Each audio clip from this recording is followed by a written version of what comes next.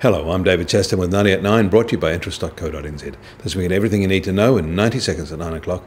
With news, the world's economy is expanding more quickly. The IMF has released an optimistic review of the world economy. They are forecasting global growth will expand by 3.9% in 2018 and 2019, up from 3.7% in 2017.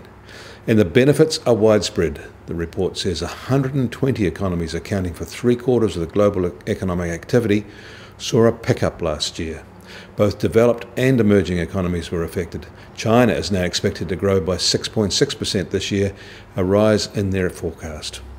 That extends the world's growth run to 9 years, and it seems to be picking up speed. In Washington, congressional leaders have reached a deal to pass their budget and reopen the federal government. But it is only a short-term patch-up lasting until February the 8th. Nothing really has been resolved on the key contentious issues. Votes in the Senate and then the House must confirm the deal. And key NAFTA talks are about to open today. The United States, Canada and Mexico are trying to settle their major differences over revamping a pact that the US president has threatened to abandon. Most observers expect the treaty to survive with few changes, but the talks and tweets have the negotiators in Montreal starting out in a negative mood. In New York, prosecutors have charged 6 people with conspiracy to defraud regulators by using confidential information from the Public Accounting Oversight Board to avoid negative findings against the accounting firm KPMG.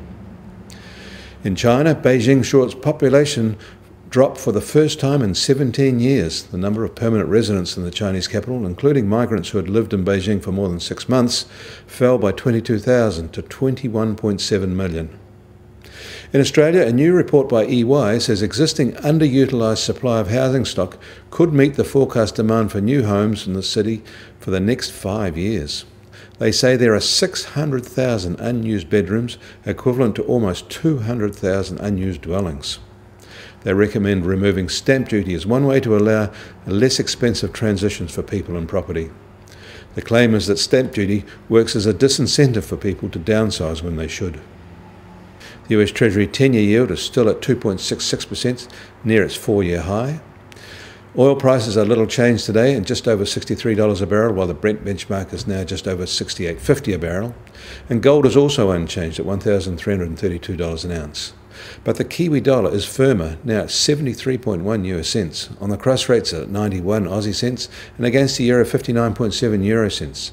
That puts the TWI at 74.4. And we should also note that the Chinese yuan is at a 2-year high against the greenback. But against the New Zealand dollar, it's nothing special at a level we've been generally at for almost 10 years. I'm David Chaston. That was 90 at 9, brought to you by Interest.co.nz.